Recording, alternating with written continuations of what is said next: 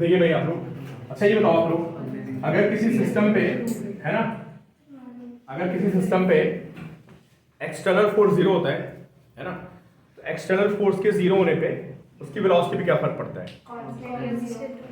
अगर शुरू से रेस्ट में तो रेस्ट में रहेगा, है ना। अगर शुरू से रेस्ट में तो सिस्टम रेस्ट में रहेगा, और शुरू से भाग रहा है तो ये मैंने आपको बताया था, ठीक है। और वो प्रॉब्लम्स भी कराई थी कि इसमें बोट पे बंदा वॉक कर रहा होता, अच्छा वो नहीं कराई भी। अच्छा वो मैन जंप करता है तो बोट पीछे चली जाती है, नेट मोमेंटम क्या रहता है? कंजर्व रहता है, ठीक है। अब उसी को थोड़ा आगे बढ़ते हैं और देखते हैं अभी नई तरह की प्रॉब्लम्स हैं।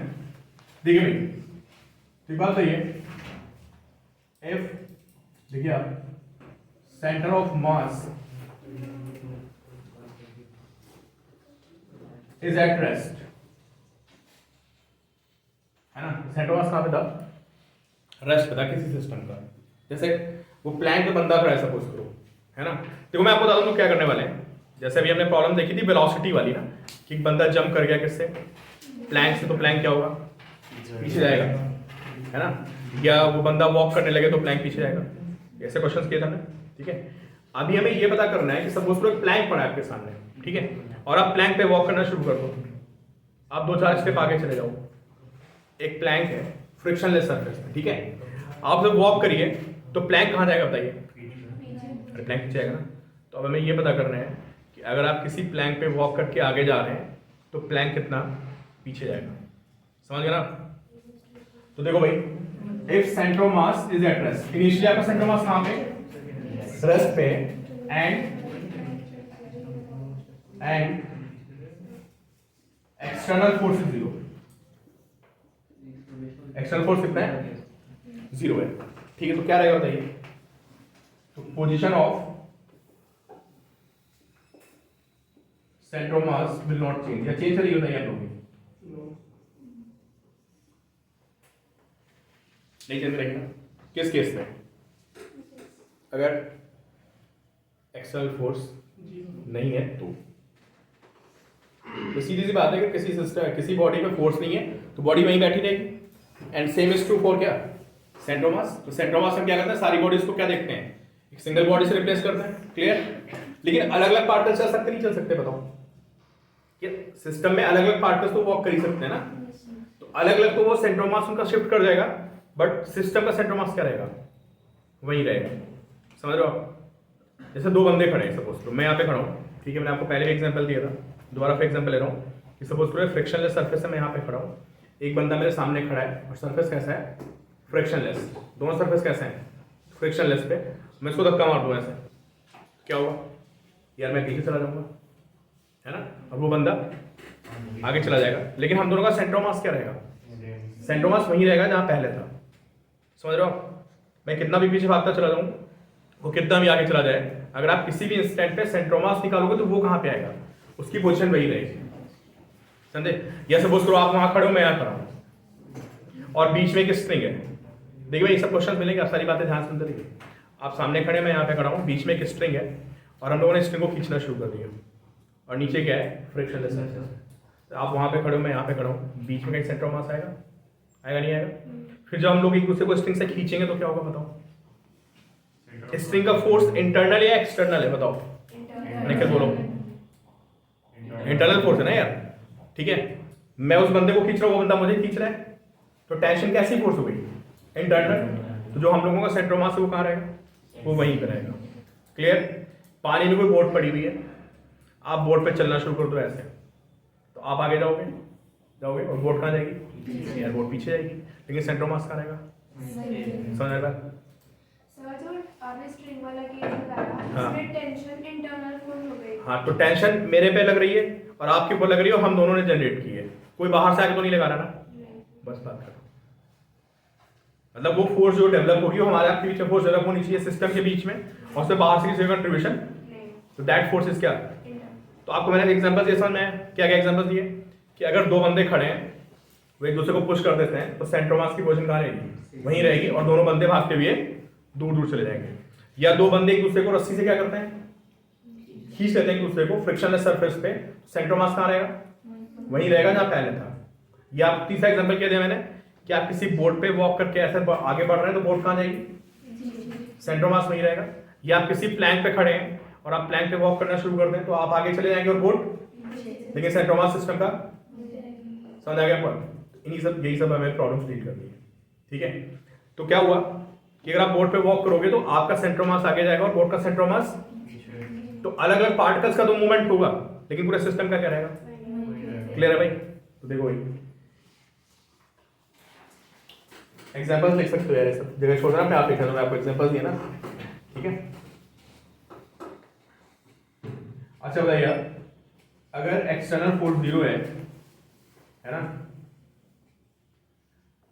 तो आप बताइए आपको मुझे समझ आ रहा है कि जो m1v1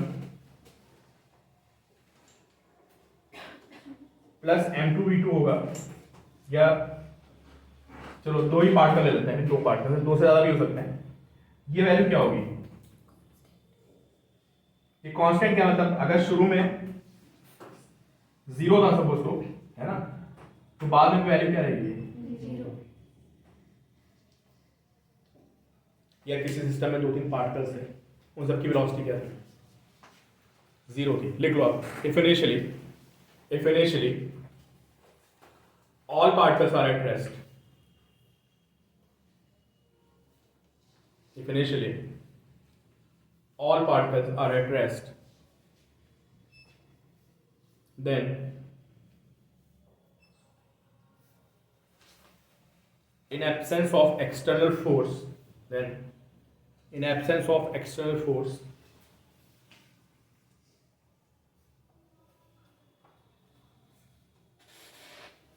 net momentum,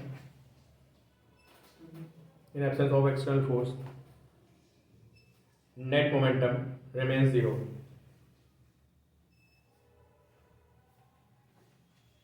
ठीक है, क्या बोला मैंने कि अगर किसी सिस्टम में सारे पार्टिकल्स कहाँ पे हैं तो उनका मोमेंटम कितना होगा शुरू में, अरे शुरू में 0 होगा भाई, और बाद में चलना शुरू करेंगे वो एक दूसरे में, तब भी क्या रहेगा, मोमेंटम 0 रहेगा। तो मैंने कहा m1v1 प्लस m2v2 0, ठीक है। v1 को क्या लिख सकते हैं, v1 को आप लिख सकते हो क्या, delta r1 by delta t plus m2, और v2 को क्या लिख सकते हो आप, ये क्या लिखते हैं, delta r1 by delta t, कौन बताएगा मुझे, वेलोसिटी क्या होती है, change in position upon time, velocity तो डिस्प्लेसमेंट अपॉन टाइम, तो वेलोसिटी को क्या लिख सकते हैं, delta r1 by delta t, इसको क्या लिखते हैं, delta r2 by delta t, ठीक है। यहां से क्या पता चलता है बताइए, यहां से पता चलता है यार बहुत काम की रिलेशन है, ये पता चला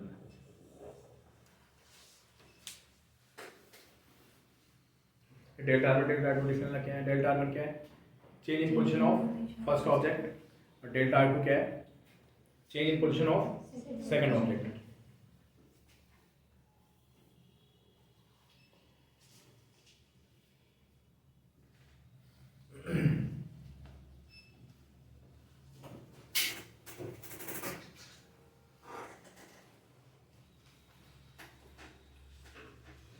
आई भाई कुछ बात समझ में, अभी एग्जांपल आपको समझ में आएगा।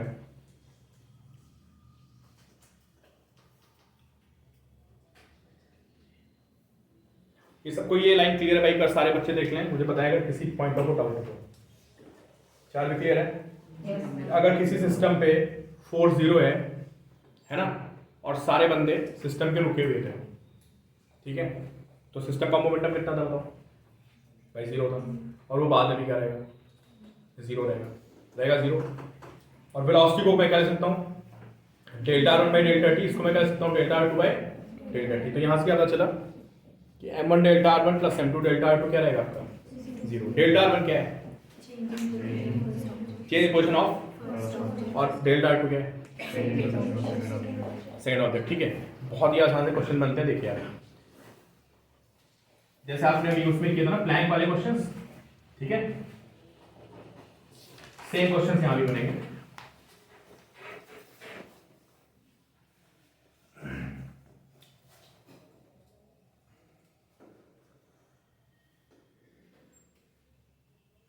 ठीक है, प्लैंक बनाएंगे, सारे आंसर ही के क्लाइन आएंगे यार आप लोग, ठीक है। और ये बंदा यहाँ पे बड़ा इसका मास हो गया, स्मॉल है, इसका मास कितना है, कैपिटल है, ठीक है। सरफेस कैसा है, स्मूथ सरफेस,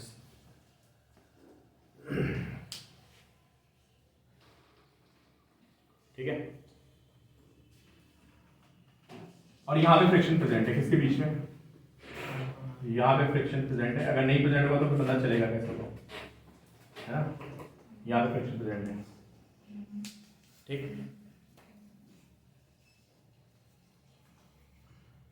और मैन वॉक करना शुरू करता है, कहाँ पहुंच जाता है, लास्ट में पहुंच जाता है, तो प्लैंक क्या होगा, पीछे आएगा, ठीक है। एक क्वेश्चन आपको करा रहा हूं, अच्छा बताओ कोई एक्सटर्नल फोर्स है इसमें, लेकिन there is no external force along the horizontal direction. एक क्वेश्चन में करा रहा हूं, बाकी आपको अपने आप करना है।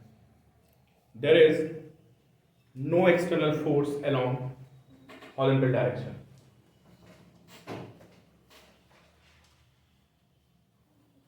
therefore position of center of mass, therefore position of center of mass of system will not change, है ना। therefore position of center of mass of system will not change along x axis,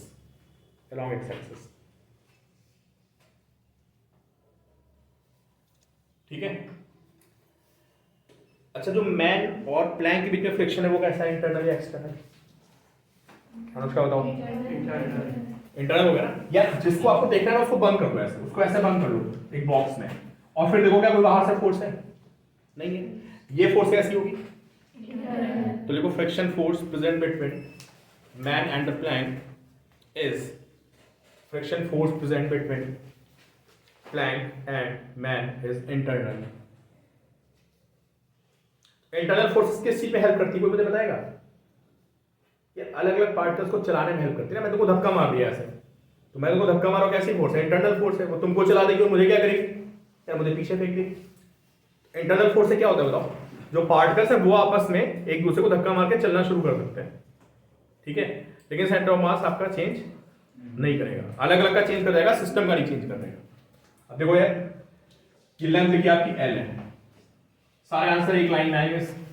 आपकी जितनी भी class है, इसमें जितने भी questions हैं, सबके आंसर वन वन लाइन में आएंगे बस, ठीक है।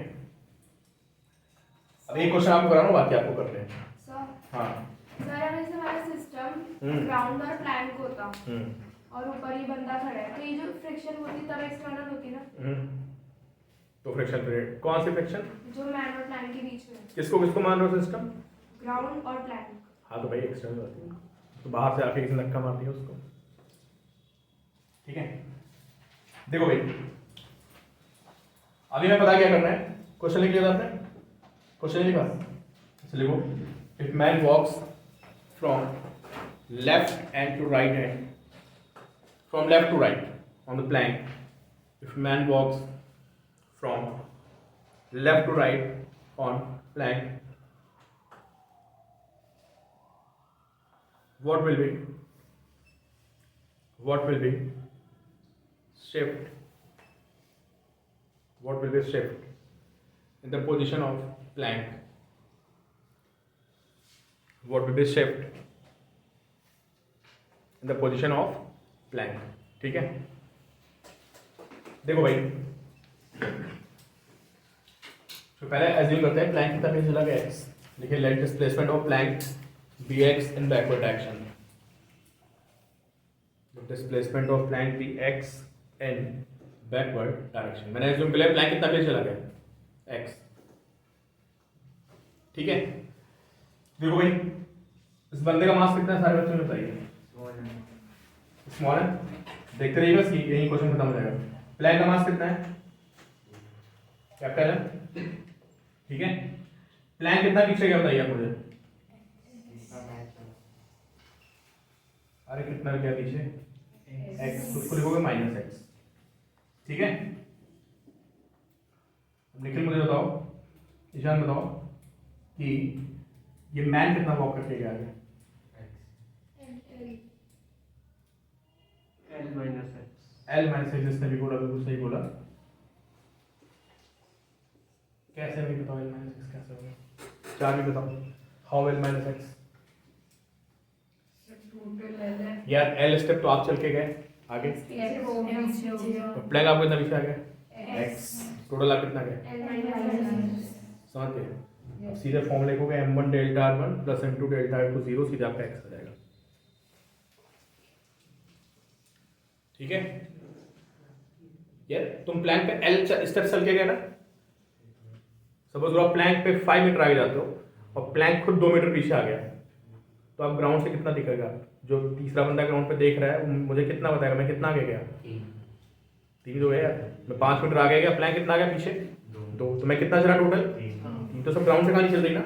तो आप कितना चल के गए? आपको लग रहा है आप तो एल मीटर चले गए आगे, लेकिन वो तीसरा प्लैंक क्या हो गया पीछे चला गया x। कितना चले आप टोटल एल माइनस एक्स। ठीक है, तो फॉर्मूला क्या बनेगा बताइए? m1 delta r1 plus m2 delta r2 कितना होता है 0। भी तो ये तो हमने पढ़ा है क्यों भाई, हमने क्या पढ़ा है कि कुछ चेंज फर्स्ट ऑब्जेक्ट में आएगा पोजीशन में, और कुछ चेंज सेकंड ऑब्जेक्ट की पोजीशन में आएगा, लेकिन ओवरऑल पोजीशन में चेंज नहीं आएगा। ठीक है, तो m1 के प्लेस पे m लिखते हैं, तो डेल्टा r1 को कितना l minus x plus m कुछ लोडी कितना है r2 कितना है माइनस एक्स 0, और यहाँ से x निकाल देना कितना आएगा? देखो यार ये सबसे फंडामेंटल क्वेश्चन है, सबसे बेसिक क्वेश्चन है, बाकी सब कुछ इसी पे बेस्ड है। तो किसी भी बच्चे को दिक्कत हो तो फ्रैंकली आप बता सकते हो कि सर नहीं समझ आया, फिर इस पे बताओ।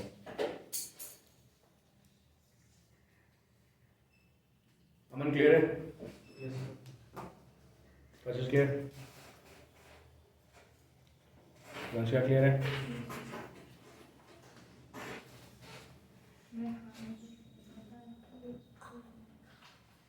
हाँ, इसमें कोई ऐसा केस होगा जिसमें कि मैन जो है वो उसी पॉइंट पे चल रहा है लेकिन ब्लॉक पीछे जा रहा है? यार ऐसा पॉसिबल नहीं है। ट्रेडमिल पे एक्सटर्नल फोर्स आ जाएगा भाई। अगर मैन आगे चलेगा ना तो प्लैंक को तो पीछे जाना ही पड़ेगा, सेंटर मास को वहीं रखना है ना। प्लैंक पीछे जा रहा है। अच्छा, मैन मान लो वहीं चल रहा है, तो तुम कह रहे हो मैन वहीं है, तो मैन का सेंटर मास तो वहीं रहेगा, तो प्लैंक का सेंटर मास कहाँ चला गया पीछे। तो ओवरऑल सेंटर मास कहाँ चला जाएगा? सोचो कि सिस्टम में एक चीज वहीं रखी हो और सिस्टम में बाकी मास क्या हो रहा है, तो सेंटर मास कहाँ चला जाएगा पीछे। ऐसा भी पॉसिबल है कोई बाहर से धक्का मार रहा हो। तो सर ऐसा क्यों नहीं हो रहा सर, जितना मैन चल रहा है उतना ही प्लान पीछे जा रहा है? यार उसको सब देखो, अब इसको बिल्कुल न्यूटन्स थर्ड लॉ से पहुंच जाओ। मान लो प्लैंक बहुत भारी है, तुमने उसको फ्रिक्शन तुम धक्का ही तो मार रहे हो उसको, किसको? प्लैंक को, और प्लैंक तुम पे धक्का मार रहा है। तो अब बताओ अगर प्लैंक बहुत भारी है तो उसमें एक्सेलरेशन क्या होगा? यहाँ 1000 kg का प्लैंक रखा है, तुमने उस पर धक्का मारा। सर सपोज जैसे ये फ्लोर है, जब हम इस पे चलते हैं हम ही तो आगे बढ़ते हैं, फ्लोर थोड़ी पीछे चलते हैं।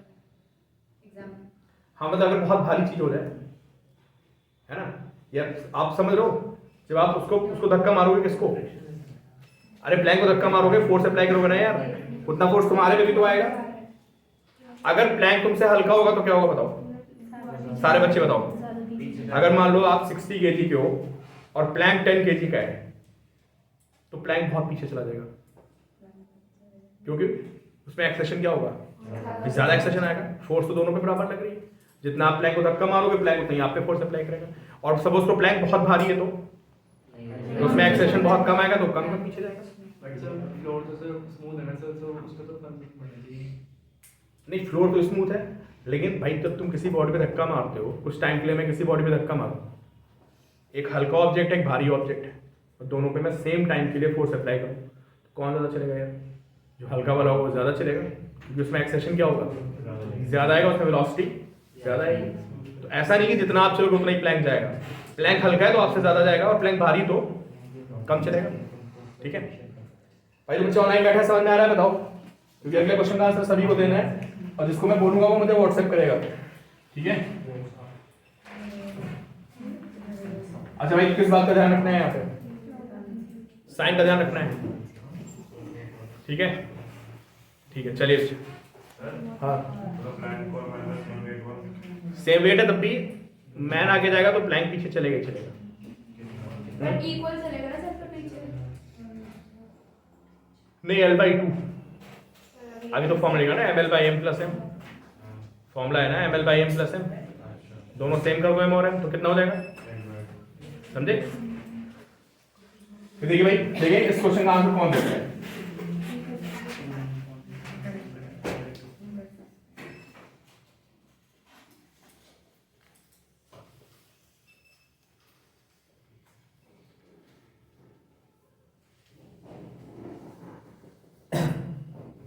ये प्लैंक का ठीक है या बोर्ड लो बोर्ड भी हो सकती है ठीक है। देखो ये क्वेश्चन नीट में भी आया है जेई में भी आया है ठीक है।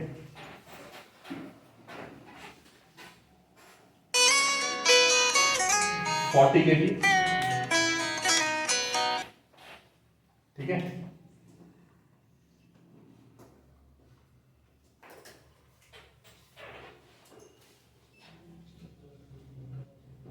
क्या दिक्कत है इसको हैंग क्यों हो रहा है ठीक है। और ये कितना है भाई दिख रहा है तुम लोगों को कुछ। उधर राइट में बंदा खड़ा है इसका मास 60 kg है।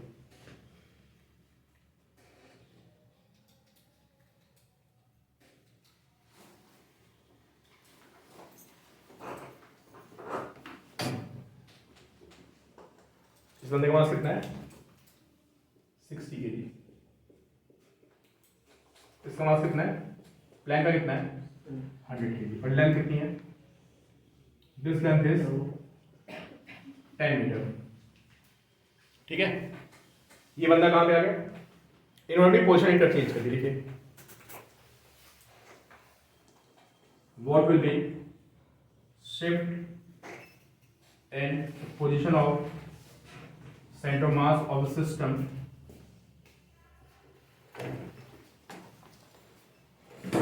if men interchange their positions.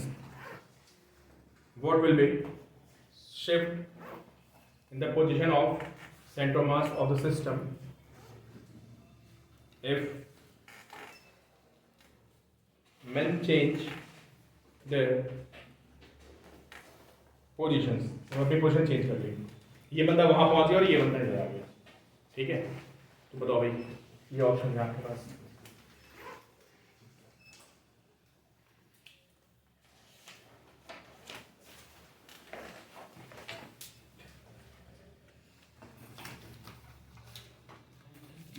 Same time पे वॉक कर रहा है दोनों साथ चलना शुरू करते हैं। ये बंदा वहां पहुंच गया वो बंदा यहाँ पे आ गया है ना। तो पूछा क्या गया बाकी बच्चे बताएं बेटा। क्वेश्चन रिपीट कर दूं मैं क्वेश्चन क्या बोला था मैंने। अनुष्का मैंने ये क्वेश्चन बोला है एक कोई फोटो भेज दो क्वेश्चन की भाई कशिश भेज दो फोटो मैं समझा देता हूँ। क्वेश्चन ये बोला है कि ये बंदा वॉक करके यहाँ पहुंच गया ये बंदा वॉक करके यहाँ पहुंच गया ठीक है। तो सिस्टम का सेंटर ऑफ मास किधर जाएगा सब बी बी ठीक है। गौरी कैसा है अनुष्का बताओ। सर ये 10 मीटर चल के क्या होगा हाँ ये डायरेक्शन पॉजिटिव ले ली हाँ ये -10 चल के आया हाँ प्लस 100 x इक्वल टू 0 ये मैंने कितना चल के गया 10 और प्लैंक किधर चलाया था प्लैंक आगे प्लैंक को आगे चला दे उसको कोई फर्क नहीं पड़ता प्लैंक आगे चला दो पीछे चला दो। तो ये मैंने 10 का चला ना टोटल भाई 10 तो वो वॉक करके गया ऐसे और प्लैंक आगे चला गया x। और सर ऐसे तो जो आप किसी चीज पे खड़े हो आप वॉक करके आगे जाओ आप 5 मीटर आगे चले जाओ ठीक है। और मैं उस प्लेटफॉर्म को 1 मीटर आगे खींच लूँ तो कितना चले आप 5 + 1 6 चले ना यार टोटल ग्राउंड से देखने का। तो अगर आप प्लैंक को आगे चला रहे हो कितना आपने x आगे चला दिया प्लैंक को और ये मैन कितना वॉक करके गया भाई 10 मीटर तो प्लैंक पे चल के गया ना 10 मीटर इस एंड से दूसरे एंड और आपने प्लैंक को x चला दिया टोटल कितना हो गया 10 + x। भाई आप लोग सारी बातें ध्यान से सुन नहीं रहे हो सर इसका आंसर मैंने पहले ही बता दिया था साफ साफ देखो। क्योंकि इसका आंसर बड़े इजी तरीके से आ जाएगा। सर देखो 100 kg वेट है प्लैंक का 40 इधर 60 इधर टोटल का 100 kg हो गया। इसके रेशियो के हिसाब से 6 मीटर पे इसका वो बनेगा सेंटर ऑफ मास ऐसे। जब इंटरचेंज हो जाएगी तो इस साइड से 4 मीटर पे सेंटर ऑफ मास बनेगा, दोनों का डिफरेंस। बताओ बच्चे का सही था ना मेरा लॉजिक? सेंटर मास तो इतनी देर से ला रहा हूँ, सेंटर मास सिस्टम का तो वहीं रहता है, एक्सटर्नल फोर्स नहीं है तो जीरो आ जाएगा आंसर। क्वेश्चन क्या था? तो सेंटर मास थोड़ी ना सर, आप तो शिफ्ट हुआ वो पूछा। किसमें? शिफ्ट हुआ कितना हुआ? सेंटर ऑफ मास का क्या लिखा था क्वेश्चन पर? Shift what will be the shift centre mass of the system, तो वो तो वहीं रहेगा। वो तो वही रहेगा अगर मैन क्या एक्सटर्नल फोर्स है ही नहीं, एक्सटर्नल फोर्स तो नहीं है। ये मैन वॉक करके वहां पहुंच गया, वो मैन वॉक करके यहाँ पे आ गया, ये ऐसा आंसर। ये आंसर हो गया। कॉन्सेप्चुअल क्वेश्चन हो गया ना। अभी मैं क्या पढ़ रखा है कि अगर किसी सिस्टम पे बाहर से फोर्स नहीं है, ये बताओ इन तीनों को अगर मैं ऐसे बंद कर लूं, इन तीनों को देखो, इन तीनों को ऐसे बंद कर लिया, ठीक है। अब बताओ क्या इनको कोई बाहर से फोर्स लग रही है? इधर बताना इस तरफ, ये मत बोलना इधर एमजी नॉर्मल एक्शन, इधर तो कोई फोर्स नहीं ना, तो सेंटर मास की पोजीशन चेंज। 40 केजी वाला कहां पहुंच गया? 60 वाला कुछ बोट आगे पीछे गई होगी, और ओवरऑल सेंटर मास कहां रहेगा? वहीं रहेगा। हाँ नहीं, हमें क्या पता यार, कहीं भी सेंटर मास हो, सेंटर मास पूछ रहा है, क्या पूछ क्या रहा है क्वेश्चन पढ़ो। शिफ्ट पूछ रहा है कि सेंटर मास गया कहाँ, कहीं नहीं गया तो वहीं रहेगा। हाँ, अब ये देगा क्वेश्चन हो गया। देखो ये तो नीट में आया था, ठीक है। समझ गए आप लोग? सारे बच्चों को क्लियर है ना भाई? सबको क्लियर है ना कि सेंटर मास में कोई चेंज नहीं होगा? चलो अब इसका पार्ट बी लिखिए। अब इसका पार्ट बी लिखिए। पार्ट बी में क्या लिखा? Find shift in the position of Planck. क्या बोला मैंने? Find shift in the position of Planck. Sir इसके लिए तो ऑप्शंस नहीं है ना? इसका तो बड़ा जीरो आंसर हो गया। Second part. सेकंड पार्ट का तो मुझे खुद नहीं पता क्या आंसर होगा, तो निकालना पड़ेगा आपको, है ना। सेकंड पार्ट से क्वेश्चन आ गया? 5 मीटर होगा। नहीं यार, निकालना पड़ेगा, कुछ फ्रैक्शन में आएगा। ये सर 25/2। चलो तो देखते हैं अब क्या फॉर्मूला क्या लगेगा बताओ। अच्छा सारे बच्चे सुन ले, सब एक जैसे सॉल्व करेंगे। फॉर्मूला क्या लगेगा सारे बच्चे बताओ? m1 delta r1 plus m2 delta r2 plus m3 delta r3 is equal to 0। लिख लो पहले इसको। 2.5। m पढ़ा से मुझे नहीं पता, भी सारे निकाल के रखो। देखिए लिखा आपने m1 डेल्टा r1। अच्छा सुनिए, सब एक जैसा लिखेंगे कॉपी में। मैं 40 केजी वाले को m1 बोल रहा हूं, देखो भाई मैं 40 केजी वाले को m1 बोल रहा हूं, ठीक है। मैं 60 केजी वाले को m2 बोल रहा हूं, और जो प्लैंक है उसको मैं कितना बोल रहा हूं? m3। क्लियर? अब कुछ हमें एज्यूम करना पड़ेगा।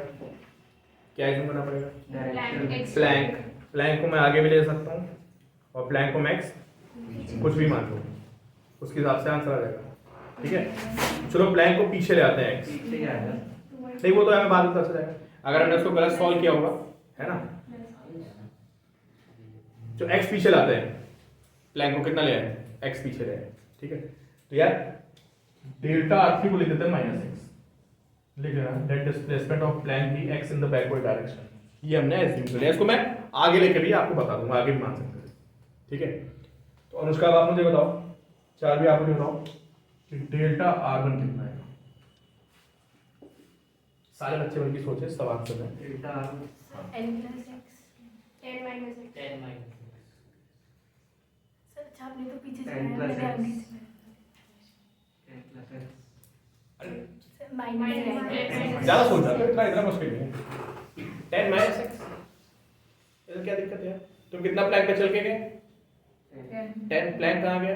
पीछे या तो कितना टोटल चले? 10 - x खत्म बात, ठीक है। कॉम्प्लिकेट मत करो, बहुत ही आसान टॉपिक है, सारी बातें ध्यान से करो। समझ आ गया सभी को? क्या प्लैंक पे कितना आगे चल गए हैं? 10 मीटर प्लैंक कितना पीछे आ गया x, तो कितना चलेगा? ठीक है, निकल बताओ डेल्टा r2 कितना होगा? हाँ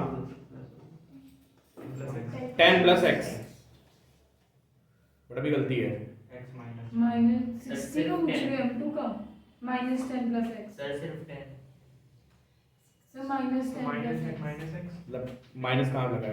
-10 - x। -10 + x। 0.1 मीटर है। अनुष्का सही बोल रही है। कितना आएगा? प्लस साइन का तो ध्यान रखो। मैं तो सही बोल रहा हूँ।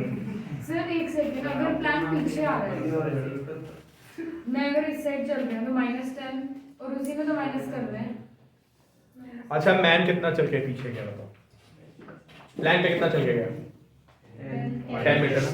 कौन सा? इसकी बात चल रही है, इस बंदे की बात चल रही है। कितना चल के गया? 10। और प्लान भी पीछे चला गया कितना? x चला गया पीछे, तो टोटल कितना हुआ? 10 प्लस x होगा total in the backward direction. क्योंकि यहाँ पर डिस्प्लेसमेंट बैकवर्ड डायरेक्शन में, इसलिए you have to put minus. तो आपको आंसर क्या देना चाहिए? माइनस, और ब्रैकेट के अंदर कितना? 10 प्लस x, या बोलो -10 माइनस x। समझ गए ना? तो साइन का ध्यान रखना है आपको। सबको समझ आ रही बात कि भाई आप कितना आगे चल के गए? सिर्फ 1 सॉरी, कितना पीछे चल के गए आप? 10 मीटर। और प्लैंक कितना पीछे चला गया? तो आप टोटल कितना चले भाई? टोटल चला 10 प्लस x ना, और बैकवर्ड डायरेक्शन कितना देगा भाई? दिस इज माइनस और कितना? 10 प्लस x। ठीक है, अब सॉल्व करो इस क्वेश्चन। Sir answer 25/2। हाँ, जो भी आंसर आ रहा हो मुझे याद नहीं था, सर जो भी आ रहा है वैल्यू पुट कर देना। m1 डेल्टा r1 प्लस, ये आपको समझ में आ गया how to write delta r1 delta r2 and delta r। Sir उनका आंसर गलत है। तो -1 देख लें जो भी आ रहा हो।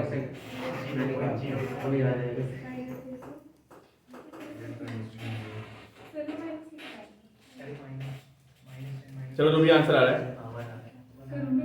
सर अगर प्लैंक को जैसे मैंने आगे चला के किया था तो उससे तो प्लैंक को आगे चला दो, कोई दिक्कत नहीं। अच्छा सुनो, सारे बच्चे की बात बताओ। कुछ बच्चों ने, चल प्लीज इधर ध्यान दिया तो, इसका आंसर आ गया सभी का? m1 delta r1 plus m2 delta r2 plus m3 delta r3 को 0 किया, तो ये कितना आ रहा है x? देखो m1 delta r1 plus m2 delta r2 plus m3 delta r3 सब मिला के 0 होता है पक्का? सब 1 मीटर आ रहा है कोई एग्जैक्ट इधर भी। देखो अब दो आंसर आ रहे हैं, कुछ बच्चों के -1 आ रहा है, कुछ के 1 आ रहा है, कुछ के 22/5। सर 0.2 माइनस 1 आ रहा है। माइनस 1 सर -1 आ रहा है, आंसर लॉक कर दिया जाए। -1 आ रहा है।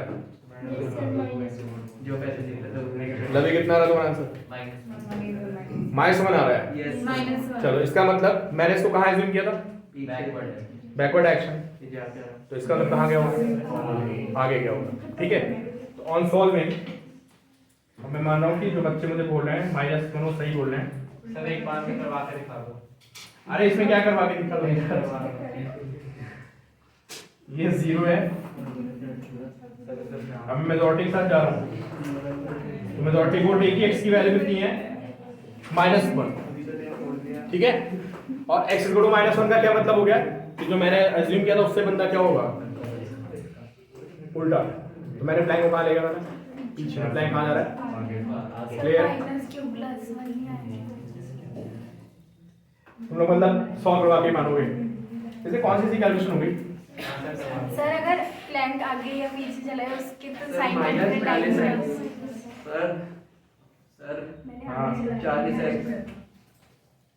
Thank you. वेलकम। कितना गया? 200 इधर आएगा। अब माइनस से दोबारा उसका क्या करोगे? ये 400 माइनस से 200 हो गया, सर माइनस ही आएगा। माइनस ही आएगा। -200 सर -200 है। माइनस बना के सर क्या सर सर प्लस माइनस तो चुप रहो, माइनस फर्स्ट बनाएगा। सेकंड में सीख लिया था इतना।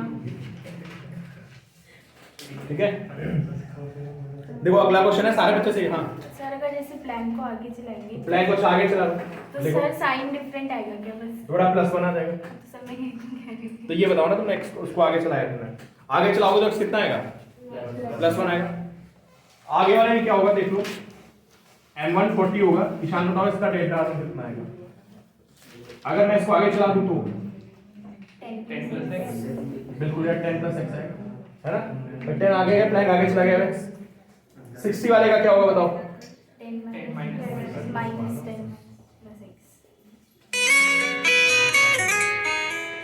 60 वाले का क्या होगा? -10 + x। चलो भाई नेक्स्ट क्वेश्चन इसी में, इसका अगला पार्ट है ना। देखिए व्हाट विल बी, इसी का अगला पार्ट है। व्हाट विल बी shift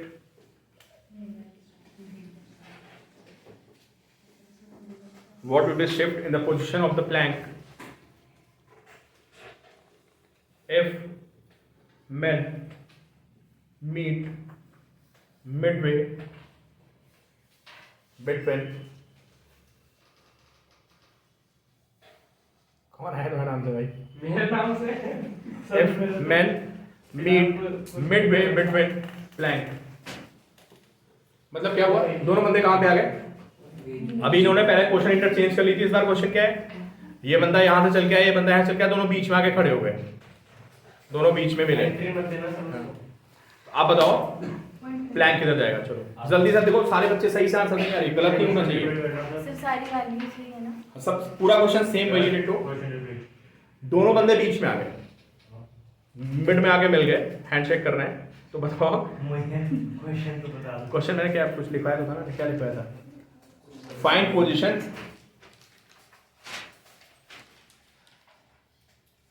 मैंने बोला था find shift in the position of the plank, है ना? If men meet midway between plank या बोर्ड जो भी है, उसमें बीच में आके दोनों खड़े हो गए, एक इधर से एक इधर से, है ना? सेंटर मास तो आपको पता है वहीं रहना है, ठीक है? तो वो उसको एडजस्ट करना पड़ेगा, किसको? प्लैंक को आगे पीछे जाके सेंटर मास को वहीं रखना पड़ेगा। तो बताओ भाई, सारे बच्चे बताएं क्या आंसर आ रहा है सही सही। सब कुछ सेम क्वेश्चन है, ये बीच में आ गया, ये बीच में आ गया, तो प्लैंक किधर जाएगा ये बताना। सर -0.5। चलो भाई, सारे बच्चे कंफर्म करेंगे आंसर सही है। सर पीछे जाएगा। वो कहीं भी जाए तो बाद में पता चलेगा, उसके में टेंशन नहीं है। -0.5 एक सेकंड। आप सिर्फ ये बताओ। हाँ -0.5। पीछे जाएगा।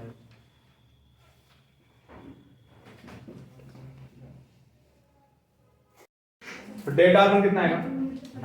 क्यों भाई? डेटा आर्गन कितना आएगा? ये बंदा कितना आगे गया? 5। प्लैंक कितना पीछे गया? तो बंदा कितना आगे गया? 5 में से। और 60 kg वाला कितना पीछे आया?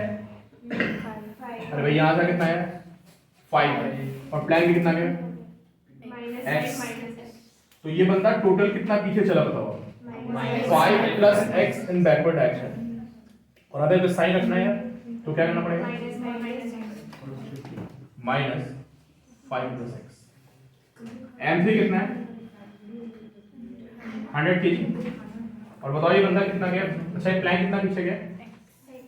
-x पीछे लगा था। सॉल्व कर दो आप, x की वैल्यू कितनी आ रही है? -0.5 या 0.5? -0.5। ठीक है, तो अगर हमने -0.5 आ गया तो इसका हमारी जंक्शन क्या हो गई? गलत हो गई। और ये किधर जा रहा था? आगे जा रहा था। जिसने आगे लिया होगा उसका 0.5 ही आ रहा होगा। अगर आप इसको आगे चलाएंगे तो कितना आएगा? 0.5। ठीक है, आंसर आ गया।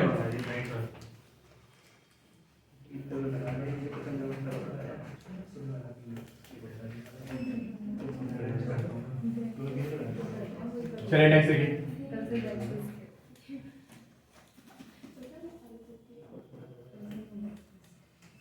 बहुत ही इंटरेस्टिंग प्रॉब्लम है, देखिए सारे बच्चे ध्यान से।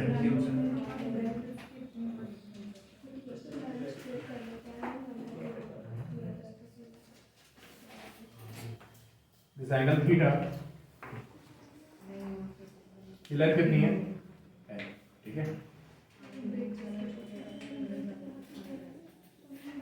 सरफेस कैसा है? ये स्मूथ सरफेस है, ठीक है? सरफेस बिल्कुल स्मूथ हो गया। और मैंने ऐसा ब्लॉक को छोड़ दिया ऊपर से। कहाँ से? कौन सा है सरफेस में? या ग्राउंड, और सब कुछ स्मूथ है, कहीं हाँ कहीं कोई फ्रिक्शन नहीं, ठीक है? फ्रिक्शन इज एब्सेंट एवरीवेयर, लिखना है फ्रिक्शन इज एब्सेंट एवरीवेयर, कहीं फ्रिक्शन नहीं है, ठीक है? मैंने इसको छोड़ दिया ब्लॉक, तो क्या होगा बताओ? ये प्लैंक, ये वेज किधर जाएगा? यदि ब्लॉक नीचे आएगा तो वेज कहाँ होगा? पीछे आएगा। कैसे एक्सप्लेन करोगे वेज क्यों पीछे जाएगा? वेज क्यों पीछे जाएगा? वेट का एक कंपोनेंट लग रहा होगा हॉरिजॉन्टली, तो उसे पीछे लेके जाओ। लॉ ऑफ मोशन समझा सकते हैं? नहीं, जैसे इसके ऊपर कोई चीज रखी है ऐसे, तो उसका जो वेट होगा उसका कंपोनेंट क्या होगा बताओ यार? इससे कोई चीज रख दो तो उसको धक्का मारेंगे ना इधर। जैसे ये mg होगा, ये क्या होगा, तो ये mg होगा नीचे, और ये कितना होता है, सबको याद होगा ये mg sin क्या होता है, और ये कितना होता है, तो जो mg cos थीटा होगा प्लैंक को क्या करेगा, धक्का मारेगा, तो प्लैंक कहाँ जाएगा, क्लियर, समझ में आया? ये तुम्हारा लॉ ऑफ मोशन से एक्सप्लेनेशन हो गया।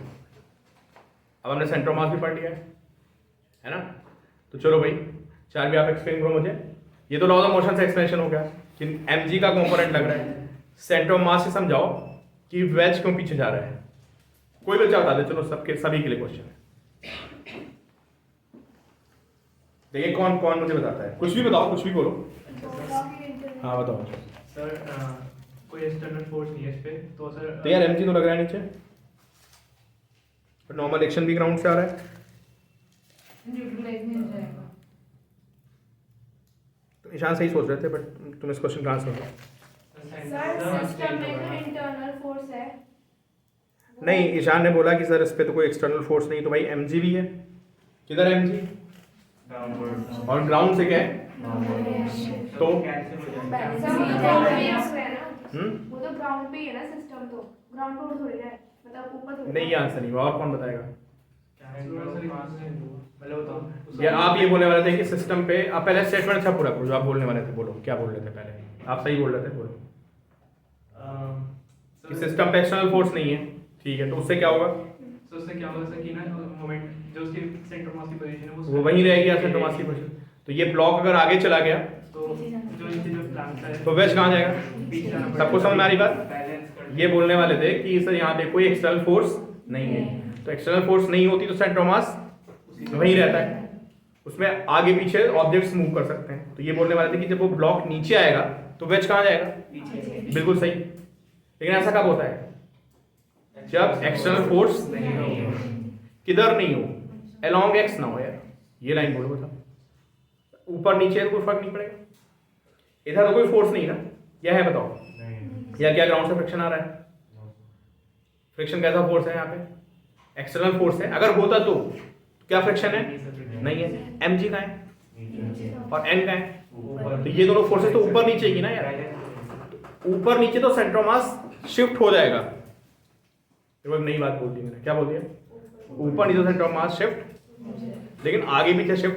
क्यों, आगे पीछे शिफ्ट नहीं होगा, क्योंकि आगे पीछे कोई एक्सटर्नल फोर्स, तो जब ये ब्लॉक नीचे आएगा तो ये अपने सेंटर ऑफ मास को कहाँ ले जाएगा, राइट में ले जाएगा, कौन, ब्लॉक, तो वेज क्या होगा, और सेंटर ऑफ मास को क्या करेगा वो, और ओवरऑल सेंटर ऑफ मास आपका क्लियर, नीचे सेंटर ऑफ मास चला जाएगा, क्यों चला जाएगा नीचे बताओ, क्योंकि यार mg का ऐसा फोर्स है, बताओ एक्शन फोर्स, तुमको सोचो ना यार, ये वेज है और ये पेन है, इनका सेंटर ऑफ मास कहाँ पे होगा, कहीं बीच में होगा, अगर ये पेन नीचे चला गया तो भाई सिस्टम में एक चीज रुकी हो, सोचो सिस्टम में एक चीज रुकी और एक चीज नीचे उतर के आ जाए, तो सेंटर ऑफ मास सिस्टम का कहाँ जाएगा, नीचे आएगा, नहीं जाएगा, तो सेंटर ऑफ मास जो है इस पूरे सिस्टम का डाउनवर्ड तो आ जाएगा, क्यों डाउनवर्ड आ जाएगा, because of external forces in vertical direction. कौन कौन एक्सटर्नल फोर्स है, mg नीचे एंड ऊपर, इसलिए सेंटर ऑफ मास की पोजीशन वर्टिकल में चेंज कर जाएगी, हॉरिजॉन्टल में चेंज, पहले लिख लो इस पॉइंट को, लिख लो, in this problem position of center of mass along horizontal direction does not change, है ना, position of center of mass along horizontal direction does not change। System की बात हो रही है, ठीक है, क्यों क्यों भाई, because there is no external horizontal force, because there is no external force in horizontal direction।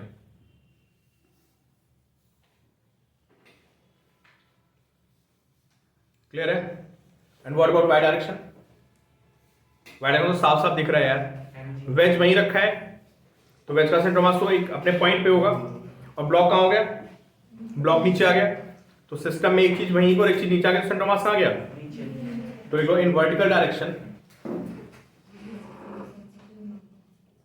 in vertical direction position of center of mass of the system changes, in vertical direction position of center of mass of the system changes because of presence of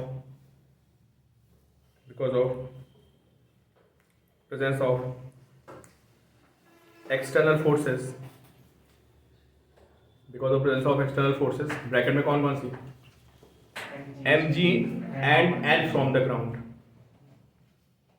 because mg भाई body का wait नीचे लग रहा है ना पूरे system का, and from ground, ठीक है। नबिया बताओ जो इनके बीच में नॉर्मल एक्शन आ रही है उसको क्या काउंट करोगे, इंटरनल या एक्सटर्नल? वो तो इंटरनल हो गई ना, दोनों आपस में डेवलप की ना, एक दूसरे को धक्का मारा, तो वो फोर्स कैसी है, इंटरनल। और इंटरनल फोर्सेस से थॉमस चेंज नहीं करते। क्लियर? खैर ये तो इतनी कहानी हो गई। क्वेश्चन तो दोबारा आपसे पूछता है। क्वेश्चन ये था कि जब ब्लॉक नीचे आएगा तो वेज कितना पीछे जाएगा। लिखा था आपने? नहीं लिखा था तो लिख लो, लिखे find shift in the position of the wedge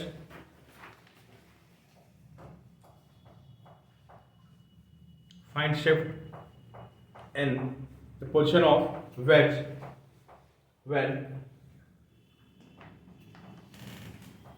block moves to bottom।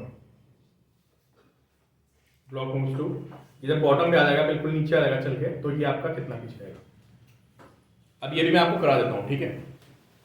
देखो ये सारे बच्चे देखो, सेंट्रोमास वाई में तो चेंज कर जाएगा, उसकी तो बात ही नहीं करता है, सबको रहना समझ जाने बात। सेंट्रोमास वाई में क्यों चेंज कर गया, क्योंकि क्या है, एक्सटर्नल फोर्स आ गई। और वैसे भी देख रहे हो कि तुम्हारा ब्लॉक नीचे चल के नीचे आ गया है, ये वैसे तो वहीं का वहीं है, तो इसका सेंट्रोमास तो जहां कहीं होगा वो यहीं रहेगा। पहले ब्लॉक यहाँ था तो सेंट्रोमास कहीं बीच में होगा, अब ब्लॉक क्या हो गया, तो इनके बीच में कहीं यहाँ आएगा, तो सेंट्रोमास कहाँ गया, नीचे चला गया, ठीक है। अब देखो इसमें करना क्या होता है यार, मुझे बताओ ये डिस्टेंस कितनी, सारे बच्चे मुझे बताएं। ये होगी L cos थीटा। अच्छा ये कितनी होगी, ये होगी L sin थीटा, ठीक है। थोड़ी बहुत कहानी क्या होगी बताओ, थोड़ी बहुत कहानी ये होगी कि ये वेज ऐसे हो गया होगा, है ना, और ब्लॉक कहाँ पे होगा, समझ आ रहा सभी को, ठीक है। अब मुझे बताओ ब्लॉक सिर्फ हॉरिजॉन्टल की बात तो चलेगी, वर्टिकल की बात नहीं चलेगी ना, तो निकल बताओ ब्लॉक कितना गया आगे की तरफ। सभी से क्वेश्चन है, आपको पहले आंसर देना है। ब्लॉक एक्स में कितना चला बताओ, सिर्फ एक्स की बात करना, वैसे तो ब्लॉक ऐसे चल के ऐसे चला है ना, अभी हम सिर्फ एक्स की बात करेंगे क्योंकि हमें पता है सेंट्रोमास एक्स में चेंज नहीं करेगा। तो बताओ भाई कौन बताएगा, फिगर आपके सामने बनी हुई है इस, अच्छा ये तो मैंने बताया नहीं भाई, मैंने इसको एक्स पीछे खींच लिया कितना, ये मैंने एज्यूम कर लिया है कि ब्लॉक वेज कितना भी चला गया है x, L cos theta L cos theta minus x. अब सारे बच्चे सोचें, बिल्कुल सही है, L cos theta minus x. I guess कि सभी सोच सकते हैं कि मैंने ऐसा क्यों बोला। सोचो वेज रुका था, अच्छा सोचो, अगर किसी को समझ नहीं आ रहा है जस्ट इमेजिन कि वेज रुका हुआ है। चलो ये सारे बच्चे देखें, अगर वेज रुका होता और ये ब्लॉक यहां से चल के यहां था तो ये आगे कितना चलता, सबको समझ आ रहा है, ऊपर कितना चल के आता, अरे नीचे उतर के आता है साइन थीटा, आता नहीं आता है, और आगे कितना जाता है ये, सबको समझ आ रहा है। अब ये नीचे L cos थीटा गया होता, लेकिन हमने वेज को क्या कर दिया पीछे, तो अब बताओ क्या होगा, ये ब्लॉक अगर यहाँ से यहाँ उतर के आता और वेज रुका होता तो ये डिस्प्लेसमेंट इसका कितना होता, लेकिन अभी वेज कितना चला गया पीछे, एक्स, तो कितना आगे गया, तो आपको बात समझ आ गई होगी। अगर मैं ब्लॉक के मास को m1 मान लेता हूं तो इसका डेल्टा r1 कितना आएगा भाई, कितना आएगा, जैसे वहां पे L माइनस एक्स होता था,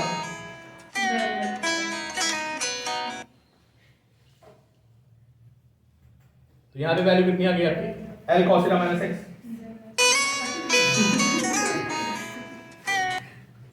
अच्छा m2 कितना बताओ, वेज का मास कितना था, तो वेज का मास कितना है कैपिटल, ठीक है।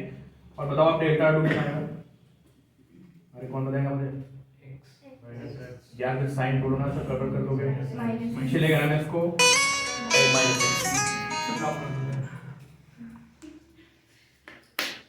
सिर्फ बॉटम पे तो उठाता हूं।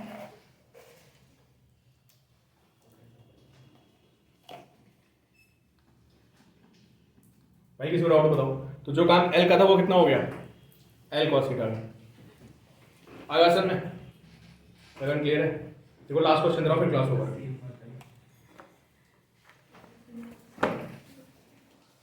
सॉल्व करना, आंसर कितना आएगा? कोई आंसर बताएगा मुझे?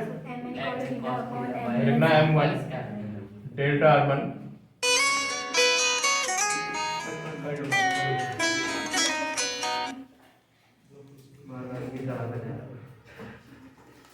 अच्छा गिटार नहीं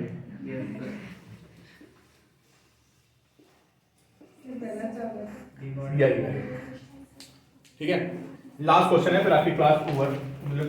अब सारे बच्चे आंसर देंगे, मुझे आप बिल्कुल सही सही आंसर, ठीक है।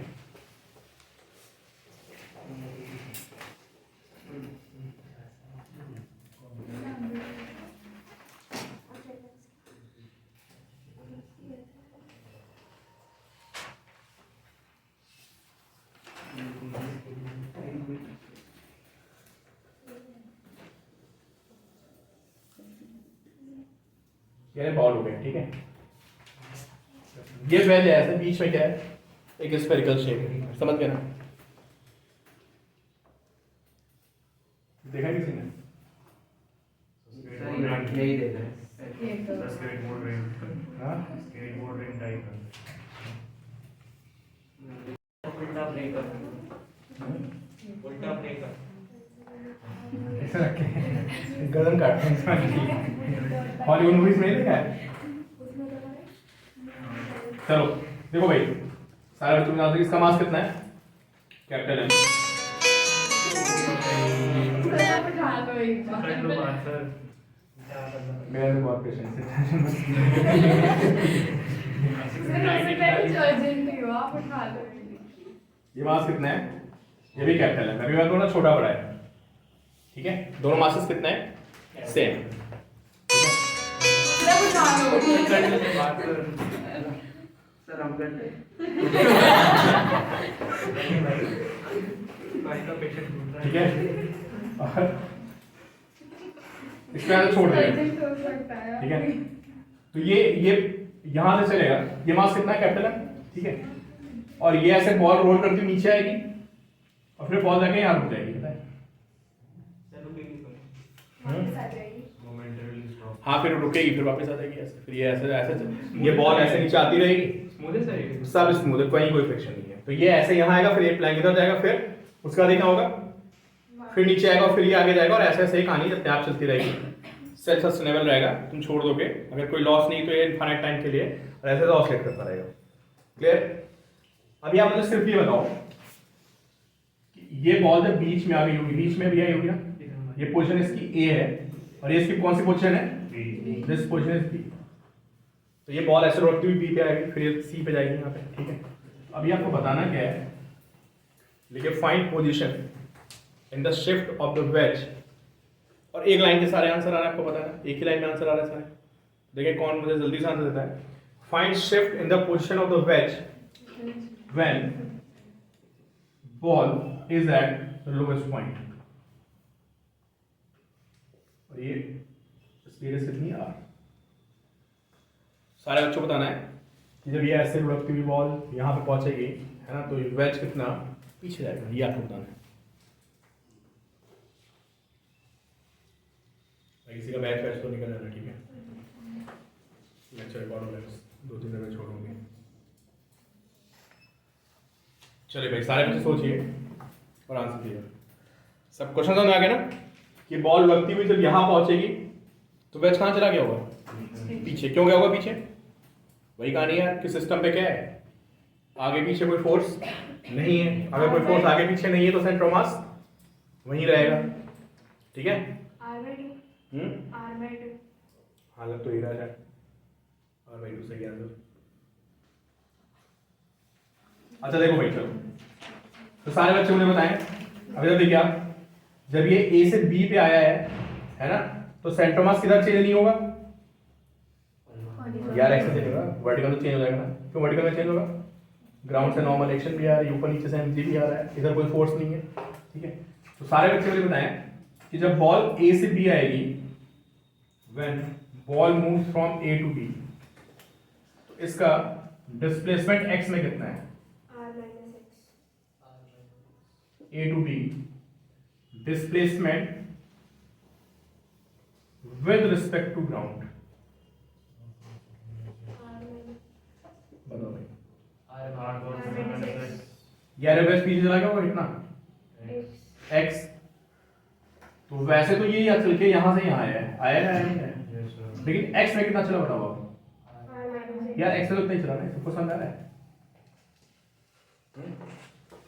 ये बॉल का ओवरऑल पाथ है, बॉल यहाँ पे आ गई, ठीक है, लेकिन बॉल x में कितना चल के गई आगे बोलो यार, ये देखो, और नीचे भी कितना चल के गई, दोनों में यार चल के गई, किसमें, ये नीचे भी आप आई है और आगे भी कितना गई, और बेस कहाँ छुपा पीछे, क्लियर। तो बताओ ये बॉल कितना आ गया, बस जो डेल्टा r1 था उसके प्लेस पे r माइनस x आ जाएगा, समझे। तो delta r1 is r minus x और डेल्टा r2 कितना आएगा भाई बताओ। ब्लैक स्क्रीन दिख रही है, नहीं गौरी ऐसा नहीं होगा, सर नाची क्लास में भी यही हो रहा था। सर दोनों सेम मास है। दोनों सेम मास है, r/2 मास हो जाएगा। समझ आ गया, समझे सारे क्वेश्चन के लिए आपको कुछ नहीं करना है क्या, m1 delta r1 plus m2 delta r2 is 0, ठीक है। चलो संध्या को बाद में रिकॉर्ड होगा लेक्चर, देख लेना अभी, शेयर कर देंगे, ठीक है।